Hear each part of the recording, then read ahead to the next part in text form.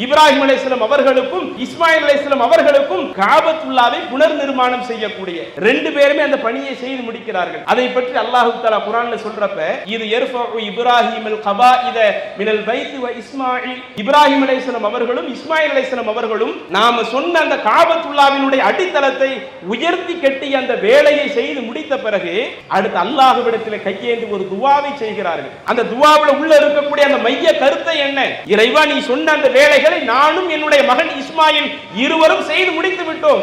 நாங்கள் செய்த இந்த வேலையை ரப்பனா தகப்பல் மின்னா, நாங்கள் செய்த இந்த ஒரு பணியை நீ ஏற்றுக்கொள்வாயாக என்று சொல்லிவிட்டு அதற்கடுத்து சொல்லுகிறார்கள், ரப்பனா வஜஅல்னா முஸ்லிமைனி லக, இறைவா எங்கள் இருவரையும் உனக்கு கட்டுப்பட்டு நடக்கக்கூடியவராக ஆக்கி வைப்பாயாக.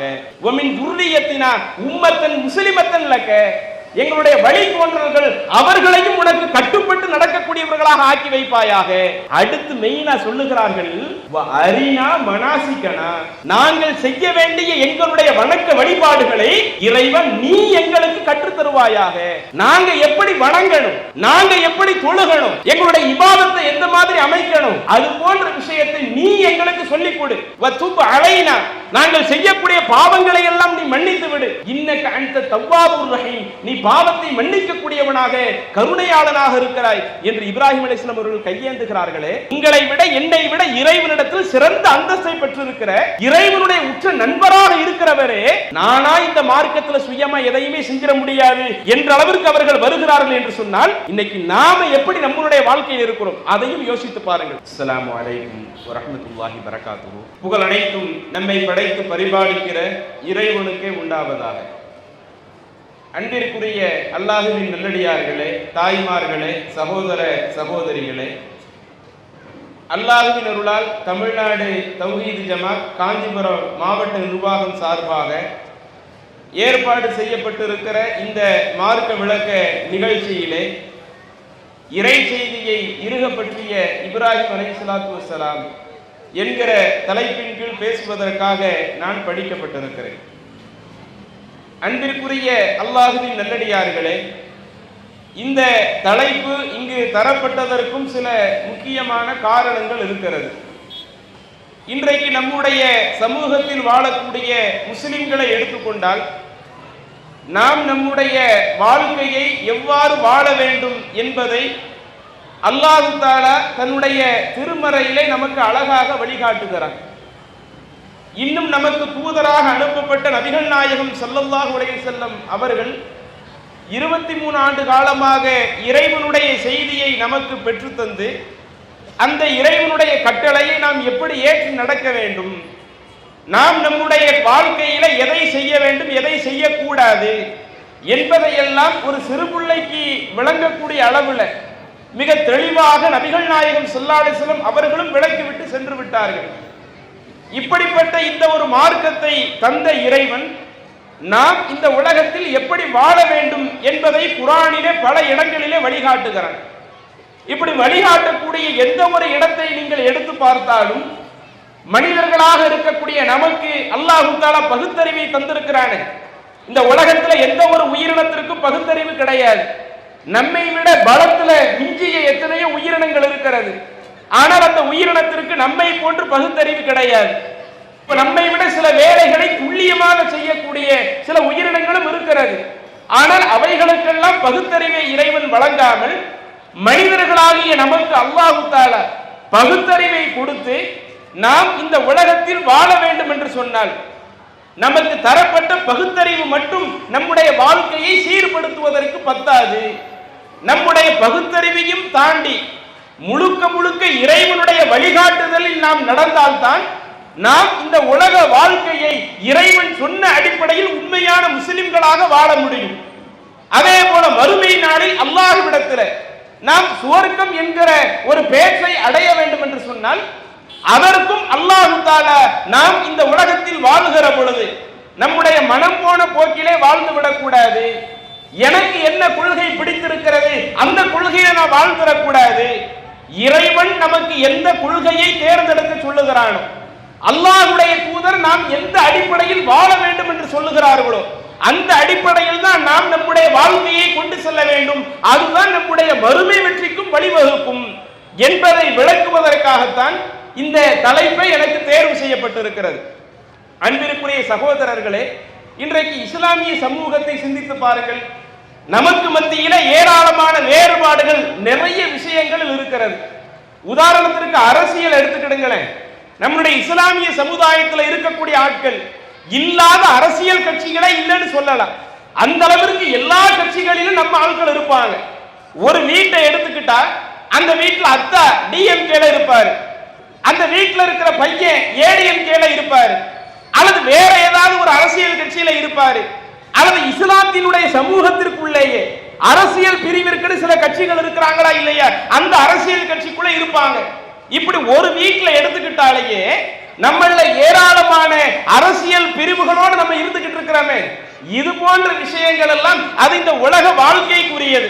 நாம எந்த கட்சியை நம்ம தேர்ந்தெடுக்கலாம், நாம எந்த கட்சியில பயணிக்கலாம், அதுவெல்லாம் இந்த உலக வாழ்க்கைக்காக உள்ளது. அதுல எத்தனை கருத்து வேறுபாடுகள் இருந்து கொள்வது தப்பு இல்லை. ஆனால் எதை இஸ்லாமிய மார்க்கம் நமக்கு அடிப்படை சட்டமாக சொல்லுகிறதோ, எதை இஸ்லாத்தினுடைய அடிப்படையாக இருக்கிறதோ, அதுல நமக்கு மத்தியில கருத்து வேறுபாடுகள் வரலாமா? உதாரணத்திற்கு எடுத்து பாருங்களேன். இன்றைக்கு இருக்கக்கூடிய முஸ்லிம்கள்ல சில நபர்கள் சொல்லுவார்கள், நாங்கள் எல்லாம் சுன்னத் வல் ஜமாத்தை சார்ந்தவர்கள். சுன்னத் வல் ஜமாத் என்றால் என்ன? நாங்கள் குர்ஆன்ல சொல்லக்கூடிய சட்டத்தை கேட்போம், நபிகளாரை இறைவனுடைய தூதராக ஏற்றுக்கொள்வோம் என்று சொல்லிவிட்டு அதற்கு அடுத்து ஒரு படி மேல நாங்கள் சில குறிப்பிட்ட மதுஹபுகளை சார்ந்து இருப்போம். இன்னைக்கு எங்களுடைய மூதாதையர்கள் அவங்க ஷாஃபி மதுஹபை பின்பற்றினாங்கன்னு வைங்க, அவங்களுடைய பிள்ளைகளாக இருக்கக்கூடிய நாங்கள் ஷாஃபி மதுஹபை பின்பற்றி விடுவோம்.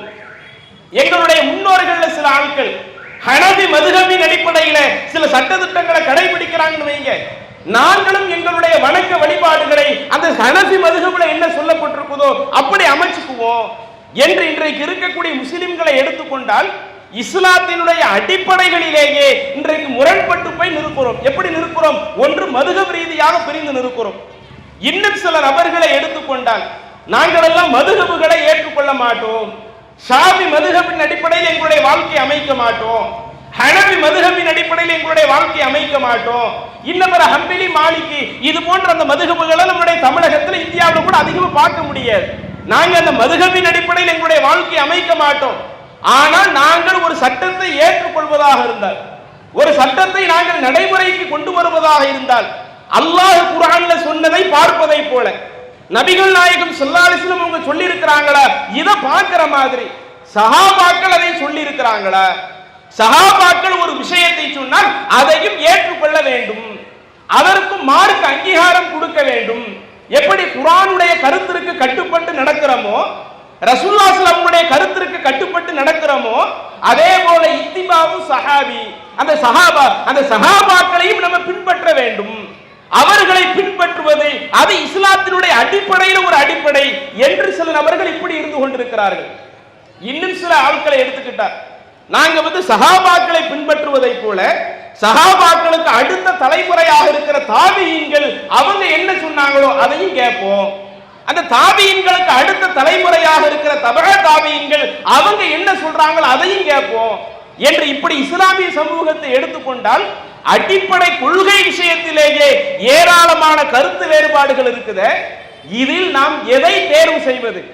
இதற்குத்தான் அல்லாஹ் தஆலா குர்ஆன்ல ஏராளமான வழிகாட்டுதலை கற்றுத் தருவதோடு பல நல்லவர்களுடைய நபிமார்களுடைய வரலாறுகளையும் அல்லாஹ் கற்றுத் தருகிறார். அந்த ஒவ்வொரு விஷயத்தை நீங்க எடுத்து பாருங்களேன். அப்படி எடுத்து பார்க்கக்கூடிய அத்துணை விஷயங்களும் எந்த ஒரு இடத்திலேயும் இறை கட்டளைக்கு மாறு செஞ்சிடவே கூடாது என்கிற தத்துவத்தை தான் அல்லாஹ் உணர்த்துகிறார். இன்னைக்கு இந்த உலகத்தில் எத்தனையோ நபர்கள் அனுப்பப்பட்டிருக்கிறாங்கல்ல, இந்த உலகத்தில் எத்தனையோ நபர்கள் வாழ்ந்திருக்கிறாங்கல்ல, வாழ்ந்ததுல ஏராளமான நபிமார்கள் இருக்கிறார்கள். அந்த நபிமார்கள் காலத்திலே அந்த இஸ்லாத்தை உறுதியாக பற்றி பிடித்துக் கொண்ட எத்தனையோ நல்லவர்கள் இருக்கிறார்கள். இன்றைக்கு உலகத்தில் இருக்கிற மக்கள்ல நிறைய பேர் இந்த இஸ்லாமிய மார்க்கத்தை ஏற்றுக்கொண்டு நாம் இருக்கிறோம்.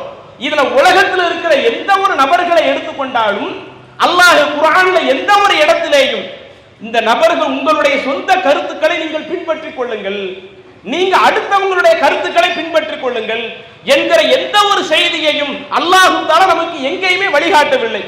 உதாரணத்திற்கு நீங்கள் குர்ஆன்ல ஒரு வசனத்துல ஒட்டுமொத்த மனித சமூகத்திற்கும் அல்லாஹ் சொல்லுகிறான், யா பனி ஆதம், ஆதமுடைய மக்களே, இம்மா யஅதியன்னக்கும் ருசுலும் மின்கும், உங்களிலிருந்து தூதர்கள் உங்களிடத்திலே வந்திருக்கிறார்கள். எத்தனையோ நபிமார்கள் இருக்கிறாங்களே, ஆரம்பத்தில் ஆதம் அலைஹிஸ்ஸலாம் அவர்கள்ல இருந்து ஏராளமான நபிமார்கள் ரசூல்மார்கள் உங்கள்கிட்ட வந்திருக்கிறாங்க. அந்த நபிமார்கள் அத்துணை நபர்களும் உங்களை போன்ற மனிதர்களில் இருந்து தான் நான் தேர்ந்தெடுக்கிறேன். உங்களை போன்ற மனிதர்களில் இருந்து தேர்ந்தெடுத்து அந்த இறை தூதரை நான் உங்களுக்கு அனுப்பி இருக்கிறேன். யகுஸ்ஸூன அலைக்கும் ஆயாத்தி, அந்த இறை தூதர்கள் என்ன செய்வார்கள்? என்னுடைய வசனங்களை உங்களுக்கு அவர்கள் விளக்கி சொல்லுவார்கள்.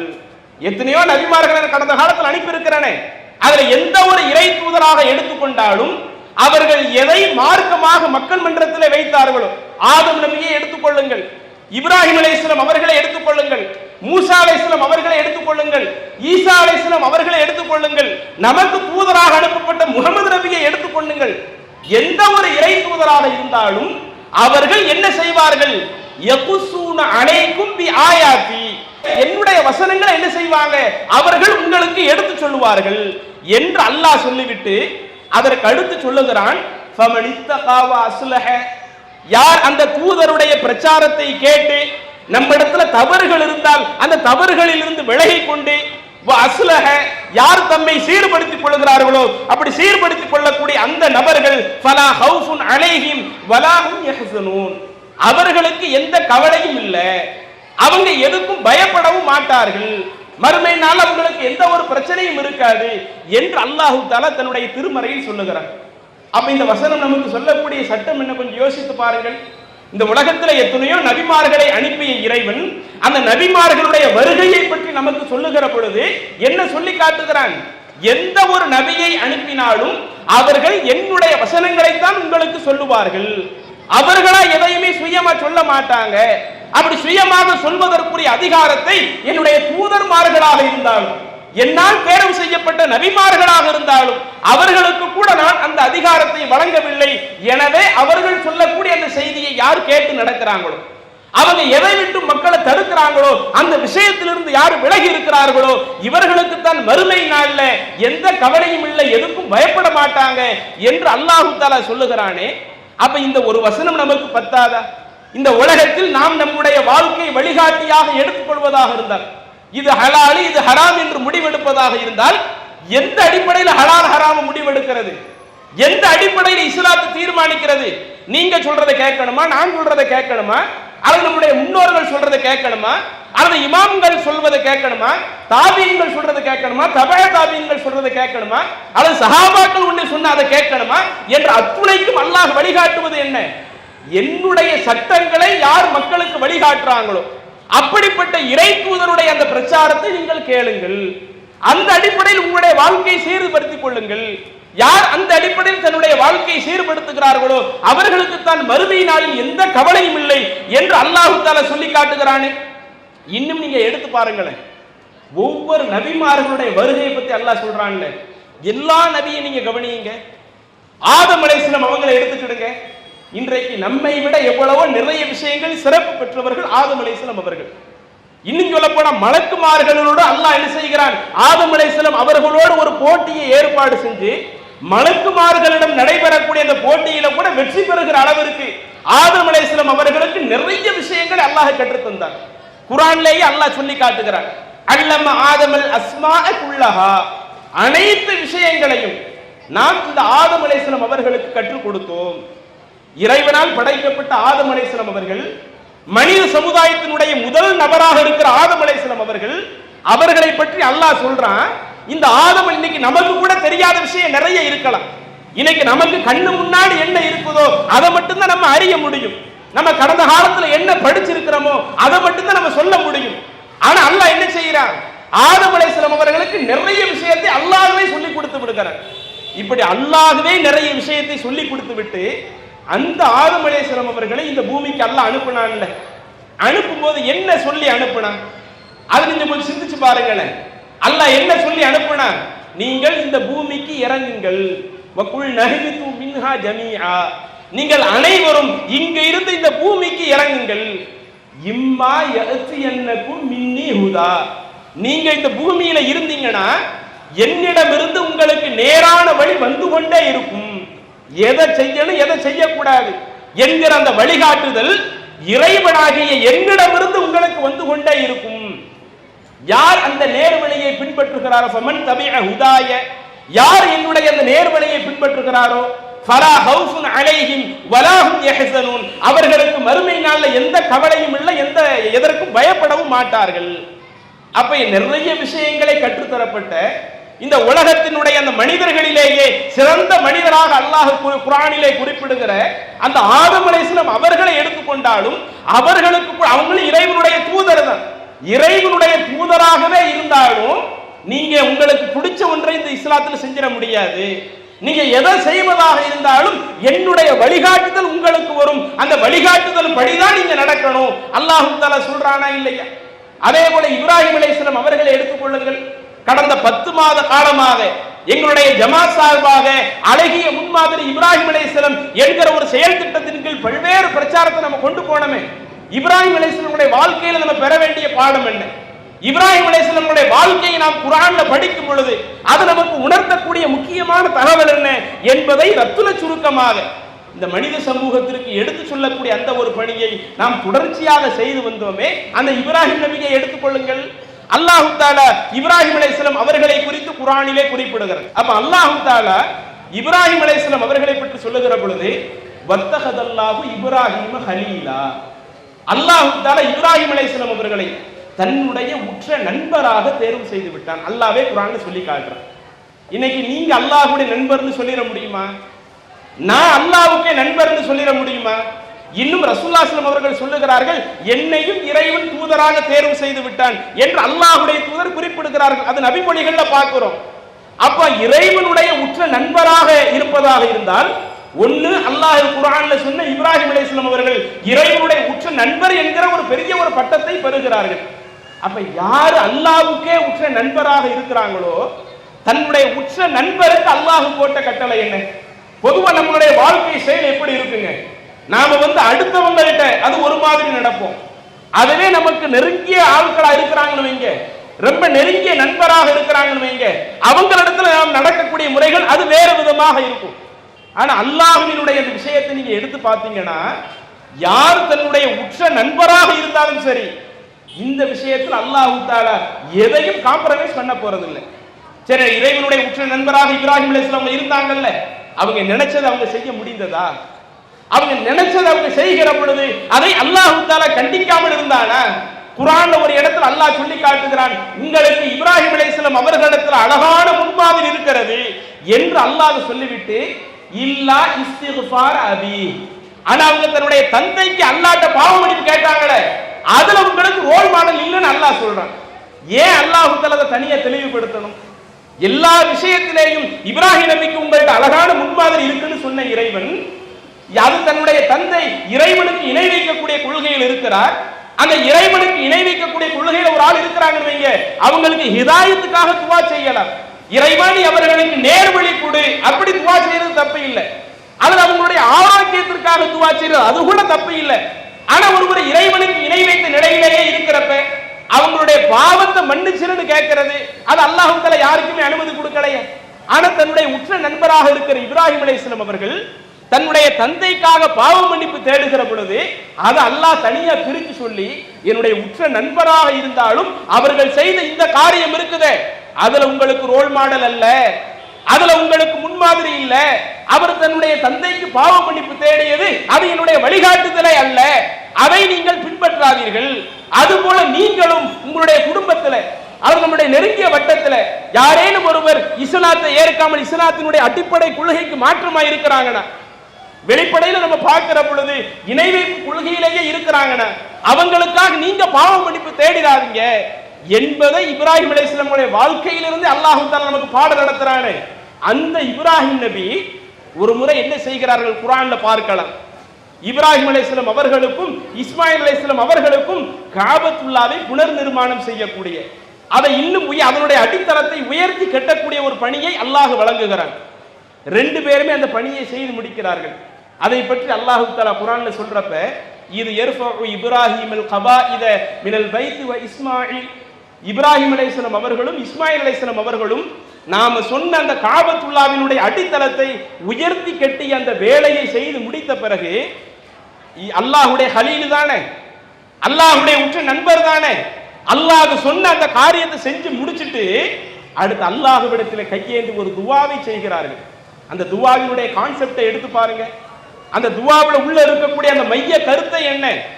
இறைவா, நீ சொன்ன அந்த வேலைகளை நானும் என்னுடைய மகன் இஸ்மாயில் இருவரும் செய்து முடித்து விட்டோம். நாங்கள் செய்த இந்த வேலையை ரப்பனா தகப்பல் மின்னா, நாங்கள் செய்த இந்த ஒரு பணியை நீ ஏற்றுக்கொள்வாயாக என்று சொல்லிவிட்டு அதற்கு அடுத்து சொல்லுகிறார்கள், ரப்பனா வஜஅல்னா முஸ்லிமைனி லக, இறைவா எங்கள் இருவரையும் உனக்கு கட்டுப்பட்டு நடக்கக்கூடியவராக ஆக்கி வைப்பாயாக.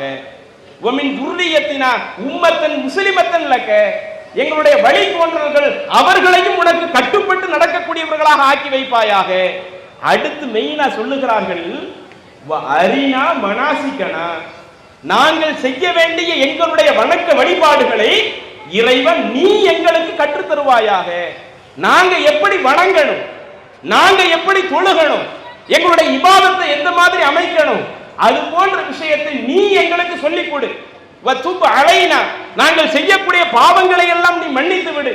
இன்னக அன்த தவ்வாபுர் ரஹீம், நீ பாவத்தை மன்னிக்க கூடியவனாக கருணையாளனாக இருக்கிறாய் என்று இப்ராஹிம் அலைஹிஸ்ஸலாம் அவர்கள் கையேந்துகிறார்களே.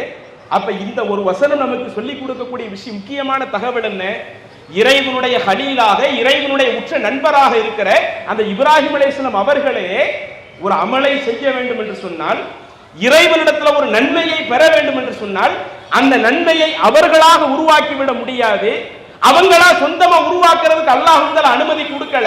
அதனால தான் அவங்க அல்லாஹ்விடத்துல சொல்றப்ப அரினா மனாசிக்கனா, எங்களுடைய வணக்க வழிபாடுகளை இறைவன் நீ கற்றுக் கொடு, நீ கற்றுத்தருகிற அடிப்படையில் தான் எங்களுடைய வணக்க வழிபாடுகளை நாங்க செய்வோம், நாங்களா சுயமா எதையும் செஞ்சிட மாட்டோம் என்கிற ஒரு தகவலை இப்ராஹிம் அலைஹிஸ்ஸலாம் அவர்கள் பதிவு செய்கிறார்கள் என்றால், அப்ப அந்த வஹி செய்திய, அல்லாஹ்வினுடைய அந்த தூது செய்திய எந்த அளவிற்கு இருக பற்றக்கூடிய ஆட்களாக, உங்களை விட என்னை விட இறைவனிடத்தில் சிறந்த அந்தஸ்தை பெற்றிருக்கிற இறைவனுடைய உற்ற நண்பராக இருக்கிறவரே, நானா இந்த மார்க்கத்தில் சுயமா எதையுமே செஞ்சிட முடியாது என்ற அளவிற்கு அவர்கள் வருகிறார்கள் என்று சொன்னால், இன்னைக்கு நாம எப்படி நம்மளுடைய வாழ்க்கையில் இருக்கிறோம் அதையும் யோசித்து பாருங்கள். இன்னைக்கு மதுஹப் ரீதியில பிரிஞ்சு கிடக்கிறமே. இன்னைக்கும் சில பள்ளிவாசல்கள்ல போனா 20 வருஷம் 30 வருஷத்துக்கு முன்னாடி உள்ள போர்டை அப்படியே உள்ள வச்சிருக்கிறாங்க. எப்படி போர்டு இருக்கும்? 4 மதுஹபுகளை பின்பற்றாதவர்கள், தலையில தொப்பி அணியாதவர்கள், தலையில கர்ச்சீஃப் கட்டாதவர்கள் இந்த பள்ளியிலே தொழுவதற்கு அனுமதி கிடையாது. ஒரு ஆள் முஸ்லிமா இருக்குன்னா அவங்க எந்த சட்டத்தை வச்சிருக்கிறாங்க? இன்னைக்கு நீங்க நானும் முஸ்லிமா இருக்குன்னா என்ன செய்யணுமா? பள்ளிவாசல் தொழுகணும்னா என்ன செய்யணுமா? 4 மதுஹப்ல ஏதாவது ஒண்ணு ஏத்துக்கிட்டா தான் இங்க உள்ள வர முடியும். தலையில தொப்பி போட்டு தொழுதாதான் உள்ள வர முடியும். தலையில கர்ச்சீஃப் கட்டி தொழுதாதான் உள்ள வர முடியும். ஒருவன் மதுஹபை பின்பற்றாவிட்டால் அது ஷாஃபியாக இருக்கட்டும், ஹனஃபி மதுஹபாக இருக்கட்டும், அல்லது ஹம்பலி மாலிக் மதுஹபா இருக்கட்டும், நீ இந்த மதுஹபை பின்பற்றலையா உனக்கு உள்ளேயே இடம் கிடையாது, நீ முஸ்லிமே இல்லைன்ற அளவிற்கு மதுஹபை ரொம்ப தூக்கி பிடிக்கிறமே. இன்னும் அப்படி மதுஹபை ரொம்ப தூக்கி பிடித்து இன்றளவு சில பள்ளி வாசல்கள்ல தலையில தொப்பி போடாம யாராவது உள்ள தொழுகிறாங்கன்னு வைங்க, ஹூஹூன்னு பிரச்சனை பண்ணுவாங்க. கர்ச்சீஃப் கட்டாம யாராவது உள்ள தொழுதரட்டுமே, ஹூஹூன்னு பிரச்சனை பண்ணுவாங்க. தொழுகிறப்ப அத்தஹியாத்துல விரல் அசைச்சிரட்டுமே, அது எப்படி நீ விரல் அசைக்கல? விரல் அசைக்கிறது எந்த மதுஹபிலும் இல்லையே. ஒண்ணு அஷ்ஹது அல்லாஹ் இலாஹ இல்லல்லாஹ்னு கையை கீழே போடுறாங்கன்னா இது ஹனஃபி மதுஹபில இருக்குது. கையை நீட்டிக்கிட்டே இருக்கிறாங்கன்னா அது ஷாஃபி மதுஹபில இருக்குது. அது என்ன நீ ஹனஃபி மதுஹபை பின்பற்ற மாட்டேங்கிற, ஷாஃபி மதுஹபை பின்பற்ற மாட்டேங்கிற, விரல் அசைச்சுக்கிட்டே இருக்கிறியே என்று இன்றளவும் சில இடங்களில் பேசுகிறார்கள் என்றால், அப்ப அந்த அளவிற்கு நாம மதுஹபை தூக்கி பிடிக்கிறோமே. அந்த மதுஹப் என்பது என்ன? மதுஹப் அல்லாஹ்வினுடைய வழிகாட்டுதலா? இன்றைக்கு நம்ம கையை வச்சிருக்கிற குர்ஆனை முழுக்க முழுக்க அல்லாஹ்வினுடைய வழிகாட்டுதல், மாற்று கருத்தே இல்லை. அந்த குர்ஆனுக்கு விளக்கமாக ரசூலுல்லாஹி ஸல்லல்லாஹு அலைஹி வஸல்லம் சொன்னாங்களே, ரசூலுல்லாஹி ஸல்லல்லாஹு அலைஹி வஸல்லம் செஞ்சு காட்டினாங்களே, அந்த இறை தூதருடைய வழிகாட்டுதல் நபி வழி, அது இறைவனுடைய வழிகாட்டுதல் என அல்லாஹ் குர்ஆன்ல சொல்லி காட்டுகிறான். இந்த இறை தூதர் என்ன மார்க்கம்னு சொன்னாலும் அதை மனோ இச்சைப்படி பேச மாட்டாங்க.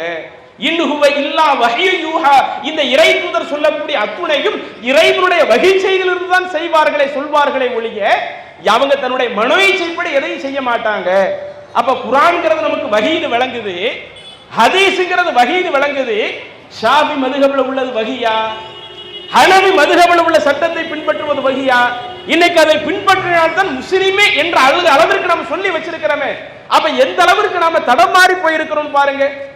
இன்னும் நீங்க எடுத்துக்கிட்டீங்கன்னா நாம செய்யக்கூடிய நிறைய வழிபாடுகள் இன்றைக்கு அந்த மதுஹபை சார்ந்த இருக்கிறது.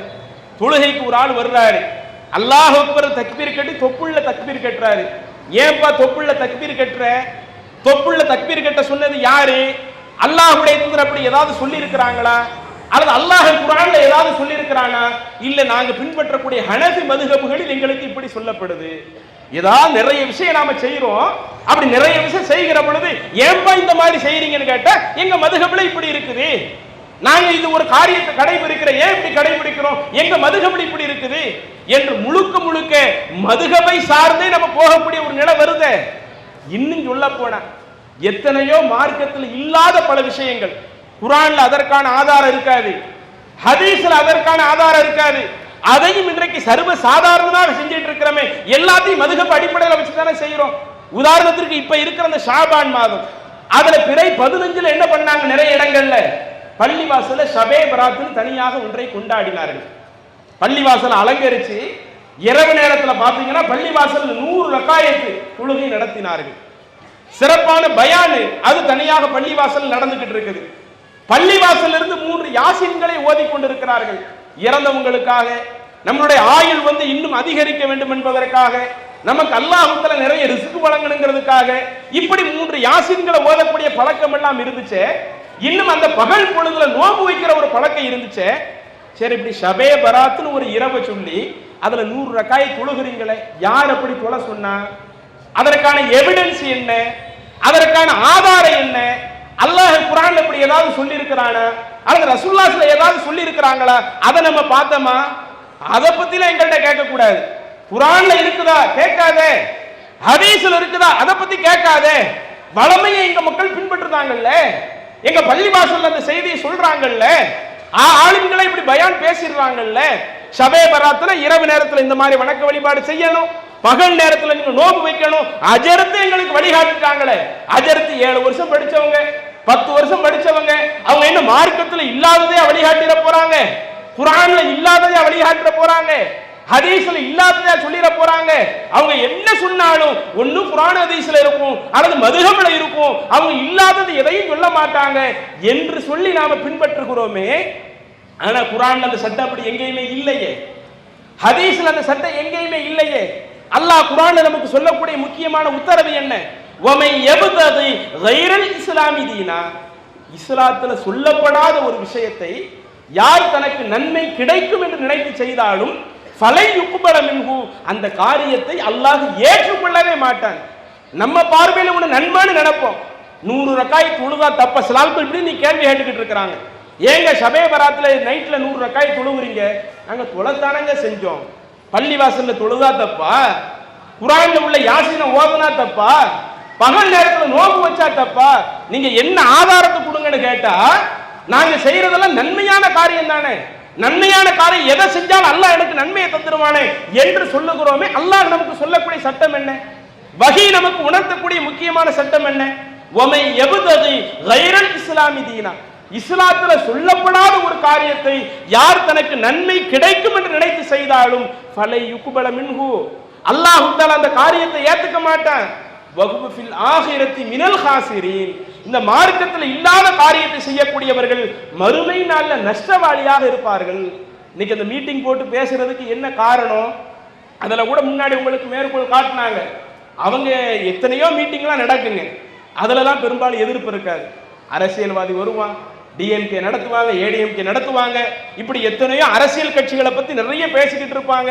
நீங்க தான் எங்களுடைய வருங்காலமே, நீங்கள் தான் எங்களை காக்க வந்த கடவுளே என்றெல்லாம் பேசுவதற்கு அதுல எந்த ஒரு இடையூறு ஏற்படுத்தாதவர்கள் நம்ம ஜமா சார்பாக இப்படி ஒரு பிரச்சாரத்தை சொல்றதுக்கு, குர்ஆன்ல அல்லாஹ் சொன்னா கேளுங்க, ரசூலுல்லாஹி ஸல்லல்லாஹு அலைஹி வஸல்லம் சொன்னா கேளுங்க, இதுதான் நம்ம மார்க்கத்தினுடைய அடிப்படை. அல்லாஹ் இப்ராஹிம் நபிக்கு அதைத்தான் கட்டளை போடுறான், ஒட்டுமொத்த நபிமார்களுக்கு அல்லாஹ் அதைத்தான் சொல்லி இருக்கிறான்.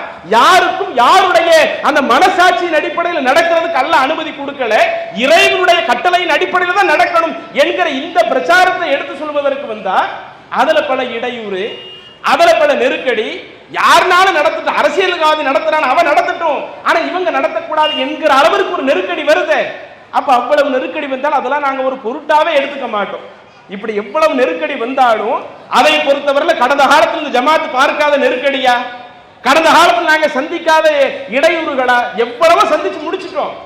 எவ்வளவு நெருக்கடிகள் வந்தாலும் நாங்கள் எங்களுடைய பிரச்சாரத்தை தொடர்ச்சியாக வீரியமாக கொண்டு சேர்ப்பதற்கு என்ன காரணம்?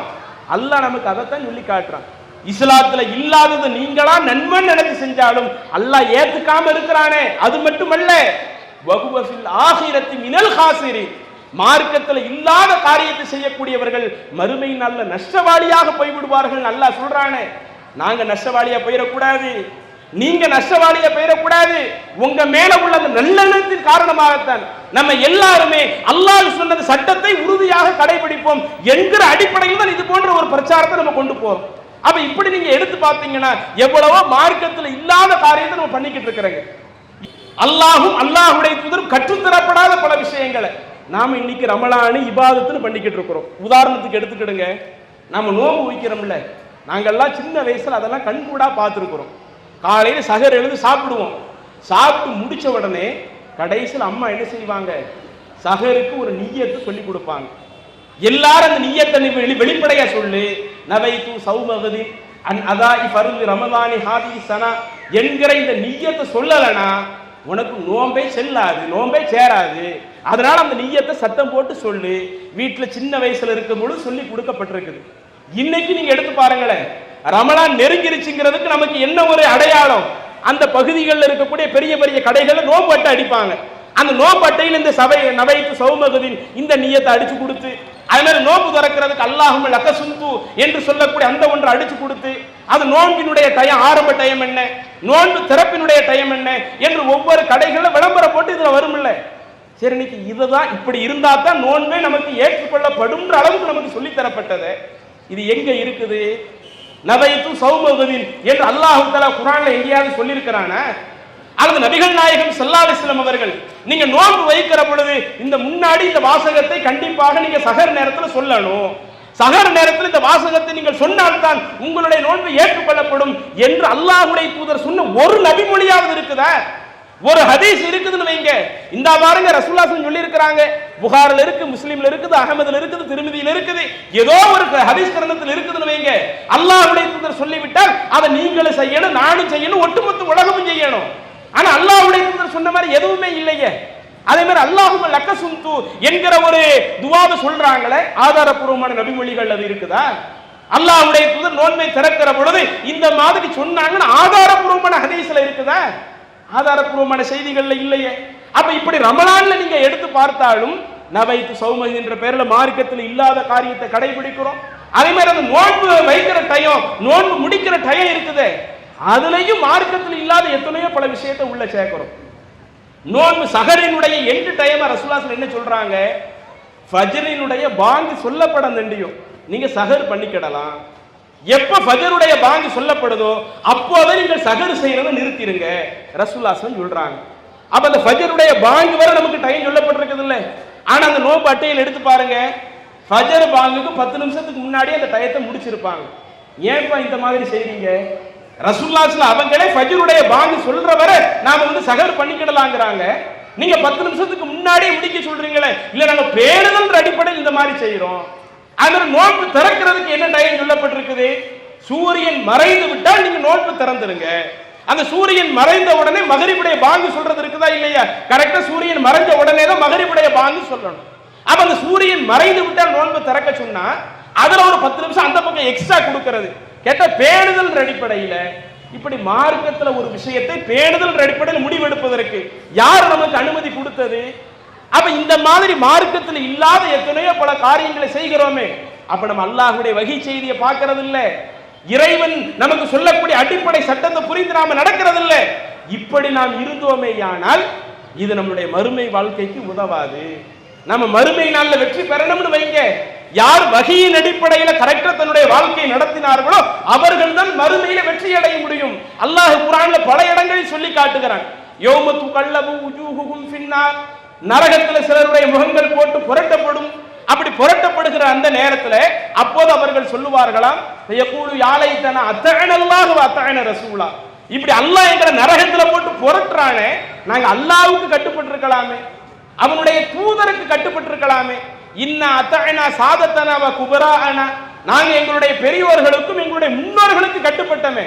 அல்லாஹ் சொன்ன செய்திக்கு நாங்க கட்டுப்பட்டிருந்தா, இறை தூதர் சொன்ன செய்திக்கு கட்டுப்பட்டிருந்தா, அதாவது வகை செய்திக்கு மட்டும் நாங்க கட்டுப்பட்டிருந்தா, இந்த மாதிரி நாங்க எந்த ஒரு கஷ்டம் பட தேவையில்லை என்று மறுமை நாளில் நரகவாசிகள் புலம்புவதாக அல்லாஹ் தஆலா எடுத்து காட்டுறானே.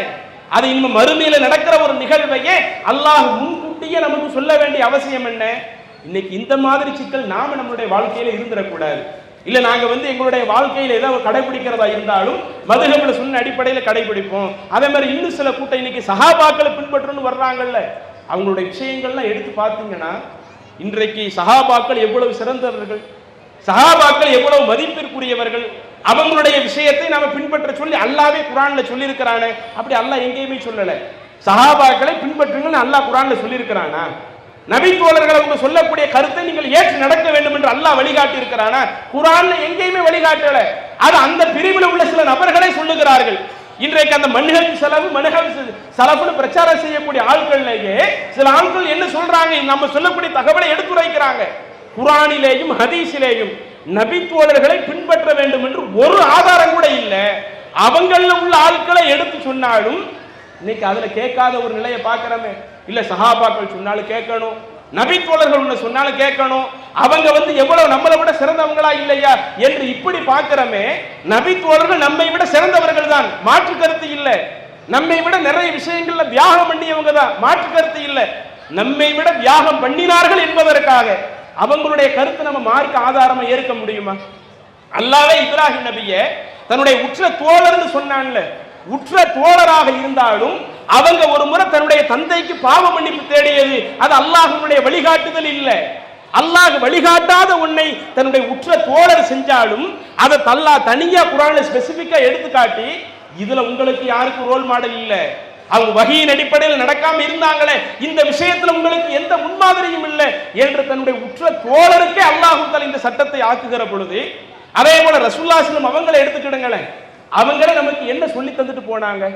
நான் வஹி என்று உங்களிடத்துல எதை சொன்னாலும் அதை நீங்க கேளுங்க, கடைபிடிங்க, பின்பற்றுங்க, பிரச்சனை இல்லை. சில நேரங்கள்ல நானும் மனிதராக சில விஷயத்தை சொன்னால் அதை ஏற்று நடக்க வேண்டிய அவசியம் உங்களுக்கு இல்லை. ரசூலுல்லாஹி ஸல்லல்லாஹு அலைஹி வஸல்லம் உணர்த்துறாங்கல்ல. பரீரா ரலியல்லாஹு அன்ஹா அவங்க முகைஸ் என்று சொல்லக்கூடியவரை திருமணம் முடிக்கிறாங்க. ரெண்டு பேரும் அடிமையாக இருக்கிறப்ப திரும்ப பரீரா ரலியல்லாஹு அன்ஹா அவங்க அந்த அடிமை தளத்திலிருந்து விடுதலை ஆகி விடுகிறார்கள். விடுதலை ஆன பிறகு அவங்க என்ன முடிவு எடுக்கிறாங்கன்னா, இனிமே நான் முகைஸ் அவங்களோடு சேர்ந்து வாழ விரும்பல என்று சொல்லி அவங்களோடு என்ன செய்யறாங்க, தன்னுடைய திருமண பந்தத்தை ரத்தாக்குகிறார்கள். அப்போ பல அந்த முகைஸ் அவங்க கடுமையாக அழுது பல ஆட்கள்கிட்ட சொல்லி எப்படியாவது அவங்களை என்னோடு சேர்த்து வைங்களேன்னு சொல்றப்ப இந்த தகவல் அல்லாஹ்வின் தூதருக்கும் ரசூலுல்லாஹி ஸல்லல்லாஹு அலைஹி வஸல்லம் அவர்கள் பரீரா ரலியல்லாஹு அன்ஹா அவங்கள்ட்ட கேட்கிறாங்க, நீங்க அவங்களோடு கொஞ்சம் சேர்ந்து வாழலாமே. அப்ப அந்த சஹாபிய பெண்மணி கேட்ட ஒரு வார்த்தை என்ன? சஹாபாக்களுடைய நடைமுறையும் இப்படித்தானங்க இருந்துச்சு. அந்த பரீரா ரலியல்லாஹு அன்ஹா அல்லாஹ்வின் தூதரை பார்த்து கேட்கிறாங்க, அல்லாஹ்வுடைய தூதரே, முகைஸ் அவர்களோடு சேர்ந்து வாழணும் எனக்கு சொல்றீங்களே, இந்த கட்டளை இறைவன் புறத்திலிருந்து வந்த ஒரு கட்டளையா அல்லது நீங்க எனக்கு ரெக்கமெண்ட் பண்றீங்களா? ரெண்டுல என்ன அதை பத்தி சொல்லுங்கன்னு கேட்கிறாங்க. அப்ப ரசூலுல்லாஹி ஸல்லல்லாஹு அலைஹி வஸல்லம் சொல்றாங்க, இன்னமா அன அஷ்ஃபா, இது அல்லாஹ்வுடைய கட்டளை இல்லை, நான் தான் சரி ரெண்டு பேரும் சேர்த்து வரது நல்லா இருக்குமே என்னுடைய ரெக்கமெண்ட சொல்லுகிறேன்னு சொல்றப்ப அப்ப அந்த சஹாபிய பெண்மணி சொன்னார்கள், ஃபலா ஹாஜத லீ ஃபீஹி, அப்படியானால் எனக்கு அந்த விஷயத்துல எந்த தேவையும் இல்லை, நீங்க அல்லாஹ்வுடைய கட்டளைன்னு சொல்லுங்க, நான் அதை கேட்கிறேன், இறைவனுடைய கட்டளை கட்டுப்படுறேன், அல்லாஹ்வுடைய கட்டளைக்கு நாங்கள் கட்டுப்பட்டு தான் ஆகணும். நீங்க அல்லாஹ்வுடைய கட்டளையாக இல்லாமல் உங்களுடைய பரிந்துரையாக நீங்க சொல்றீங்கல்ல, எனக்கு அந்த விஷயத்துல எந்த தேவையும் இல்லை, நான் அவர்களோடு வாழ விரும்பல. அந்த சந்தர்ப்பத்திலேயாவது ரசூலுல்லாஹி ஸல்லல்லாஹு அலைஹி வஸல்லம் கண்டிச்சாங்களா? நான் ஒரு கருத்தை சொல்லி அதை எதுக்கு நீங்க கேட்கலன்னு ரசூலுல்லாஹி ஸல்லல்லாஹு அலைஹி வஸல்லம் சொன்னாங்களா? அப்ப அல்லாஹ்வின் தூதரை இந்த சமுதாயத்தை எப்படி உருவாக்கினார்கள்? முழுக்க முழுக்க நாம் இறைவனுடைய வழிகாட்டுதலின்படி தான் நடக்க வேண்டும். இறைவனுடைய வழிகாட்டுதல் இல்லாமல் நாம எந்த ஒரு விஷயத்தையும் நம்முடைய வாழ்க்கையில நாம கொண்டு வந்துட முடியாது. வகையினுடைய அடிப்படை இல்லாமல் எப்போது நாம் ஒரு காரியத்தை செய்கிறோமோ அன்றைக்கே நாம் இந்த இஸ்லாத்திலிருந்து தடம் புரளுகிறோம். இஸ்லாமிய வட்டத்திலிருந்து நாம கொஞ்சம் கொஞ்சமா வெளியே போகிறோம். ஏனால் அல்லாஹ் தன்னுடைய திருமறையில் சொல்லுகிறான், லக்கது மன்னல்லாஹு அலல் முஃமினீன், அல்லாஹ் தஆலா ஒட்டுமொத்த இறை நம்பிக்கையாளர்களுக்கும் அருள் புரிந்து விட்டான். இந்த வசனத்தை நல்லா சிந்திச்சு பாருங்க. அல்லாஹ் தஆலா எது நேர் வழி எது தவறான வழி என்பதை எப்படி புரியப்படுத்துறான்? எல்லா நம்பிக்கையாளர்களுக்கும் அல்லாஹ் அருள் புரிந்து விட்டான். அல்லாஹ் எப்படி அருள் புரிந்து விட்டானாம்? இது பஅஸ ஃபீஹிம் ரசூலம் மின் அன்ஃபுஸிஹிம், அவர்களிலிருந்தே ஒரு தூதரை அவர்களுக்கு அனுப்பி அல்லாஹ் தஆலா எல்லா நபர்களுக்கும் அருள் புரிந்து விட்டான். ஏனென்றால் அந்த தூதர் யத்லு அலைஹிம் ஆயாத்திஹி, இறைவனுடைய வசனங்களை அந்த மக்களுக்கு எடுத்து சொல்லுகிறார்கள். வயுஸக்கீஹிம், அந்த நபர்களை அந்த தூதர்கள் பரிசுத்தப்படுத்துகிறார்கள். வயுஅல்லிமுஹுமுல் கிதாப வல் ஹிக்மா, அல்லாஹ்வினுடைய வேதத்தையும் ஞானத்தையும் அந்த தூதர்கள் அந்த மக்களுக்கு எடுத்து சொல்லுகிறார்கள். வ இன் கானூ மின் கபிலு லஃபீ ضلالின் முபீன், இதற்கு முன்னாடி அந்த சமுதாயத்தினர் வழிகேட்டில் இருந்தார்கள், தவறான பாதையில் இருந்தார்கள். அந்த தவறான பாதையில் இருந்த மக்களை நேர்வழியை நோக்கி அழைப்பதற்காக தன்னுடைய தூது செய்தியை நபிமார்களுக்கு கொடுத்து அதன் மூலம் அல்லாஹ் தஆலா இந்த சமுதாயத்திற்கே அருள் புரிந்திருக்கிறான் என்று அல்லாஹ் தஆலா மிக தெளிவாக குறிப்பிடுகிறானே. அப்ப இதையெல்லாம் மனதிலே பதிய வைத்துக் கொண்டு இன்றைக்கு இதுல நாம எதுல அடிப்படையில மாறி போயிருக்கிறோமோ, சில நேரங்கள்ல உள்ள அந்த மசாயில் சட்டங்களை புரிஞ்சுக்கிறதுல சில சிக்கல்கள் நமக்கு வரலாம். ஒரு ஹதீஸை பார்க்கிற பொழுது நமக்கு ஒரு கருத்து வரும், இன்னொருவருக்கு இன்னொரு கருத்து வரும். அதுல வரக்கூடிய அந்த மசாயில் பிரிவுகள் என்பது அதை பேசி ஈஸியா முடிவெடுத்துக்கிடலாம். ஆனா இஸ்லாத்தினுடைய அடிப்படை இருக்குது, எதை நாம் ஏற்க வேண்டும், எது நம்முடைய மார்க்கத்தினுடைய அடிப்படை என்று வருகிற பொழுது இறைவனுடைய செய்தி எதுவோ அது மட்டும்தான் மார்க்கத்தினுடைய அடிப்படை. அந்த வகியை மட்டும்தான் பின்பற்ற வேண்டும் என்பது அனைத்து நபிமார்களுக்கு அல்லாஹ் சொன்ன கட்டளை. இப்ராஹிம் அலைஹிஸ்ஸலாம் அவர்களும் அந்த கட்டளையை தான் தன்னுடைய வாழ்க்கையில முழு மூச்சாக அல்லாஹ்வே குர்ஆன்ல புகழ்ந்து சொல்லுகிற அளவிற்கு இது கால லஹு ரப்புஹு அஸ்லிம், எந்த ஒரு செய்தியை இப்ராஹிம் நபிக்கு சொல்லி இந்த செய்திக்கு நீங்கள் கட்டுப்படுங்கள் என்று அல்லாஹ் சொல்லிவிட்டால் அல்லாஹ்வுடைய செய்தி எதுவாக இருந்தாலும் கால அஸ்லம்து லி ரப்பில் ஆலமீன், அகிலங்களை படைத்த அந்த இறைவனுக்காக முழுக்க முழுக்க நான் கட்டுப்படுவேன், அந்த வகை செய்திக்கு அப்படியே கட்டுப்பட்டு நடப்பேன் என்கிற இந்த தன்மை இப்ராஹிம் அலைஹிஸ்ஸலாம் அவருடைய வாழ்க்கையில வெளிப்பட்டது. அதே போல நாமும் நம்முடைய வாழ்க்கையில இன்றைக்கு எத்தனையோ பல தவறான கருத்துக்கள் இருக்கலாம், தவறான கொள்கைகள் இருக்கலாம். யார் எதை சொன்னாலும் அது இந்த ஜவுஹி ஜமாத் நாமளே பிரச்சாரம் செய்யறது என்ன, எங்க பேச கூட அப்படியே கண்மூடித்தனமா கேட்றாதீங்க, கண்மூடித்தனமா எங்களை நீங்க பின்பற்றி வந்துடாதீங்க. கடந்த காலத்தில் எப்படி ஒரு மதுகபடி இருந்து அப்படியே கண்மூடித்தனமா அதில் போயிட்டோமோ அதே மாதிரி இன்றைக்கு சஹாபாக்கள் சொல்லி அதுவும் இன்றைக்கு ஒரு தனி மதுகபாகத்தான் போய் கொண்டிருக்கிறது. அப்ப அதையும் நீங்க என்ன செய்யாதீங்க, யார் எதை சொன்னாலும் இந்த ஜமாத்துல உள்ள பேச்சாளர்களே ஒன்றை சொன்னாலும் அதை நீங்க கண்மூடித்தனமா பார்க்காதீங்க. நாம சொல்லக்கூடிய ஆதாரம் குர்ஆன்ல இருக்குதா, அந்த குர்ஆனுடைய வசனத்திற்கு கட்டுப்படுங்கள். நாம சொல்லக்கூடிய ஆதாரம் நபிமொழிகள் இருக்குதா, அந்த நபிமொழிகளுக்கு கட்டுப்படுங்கள். இதைத்தான் நாம மக்களுக்கு சொல்லுகிறோம். ஏனென்றால் இந்த வகை செய்தியை பின்பற்றி நடக்க வேண்டும் என்பதுதான் முழுக்க முழுக்க இறைவனுடைய உத்தரவு. இன்றைக்கு அதற்கு மாற்றமாக இன்றைக்கு அதிகமாக அந்த சலஃபுகள்ல உள்ள ஆட்கள், நாங்கெல்லாம் மன்ஹஜ் சலஃபியா, சலஃபு மதுஹபை சலஃபு அந்த மன்ஹஜை பின்பற்றக்கூடியவர்கள். எதுப்பா சலஃபு மன்ஹஜ், அவங்களுக்கு அதனுடைய முழுமையான விளக்கம் தெரியாது. ஒரு ஆள் சொல்றாரு சலஃப் மன்ஹஜ்னா சஹாபாக்களை பின்பற்றணும்னு சொல்றது சலஃப் மன்ஹஜ் கிடையாது. இன்னொரு ஆள் இல்ல சஹாபாக்களை பின்பற்றணுங்கிறத சலஃப் மன்ஹஜ். எந்த அளவுக்குனா சமீபத்தில் அந்த விஷயங்கள்லாம் நீங்க சமூக வலைதளங்கள்ல கூட பார்த்திருக்கலாம்.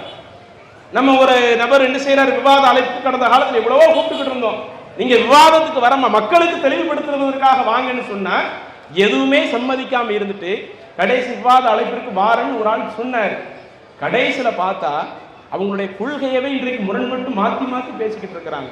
சஹாபாக்களை பின்பற்ற வேண்டும், அதுதான் சரியான வழி என்று சொன்னவர்கள் நாங்க எங்க சஹாபாக்களை பின்பற்றணும்னு சொல்லி இருக்கிறோம்? எங்கேயாவது நாங்க சொல்லி இருக்கிறோமா? எல்லாம் கடந்த காலத்துல அவங்க பேசுனது எல்லாத்தையும் எடுத்து வச்சிருக்கிறோம்.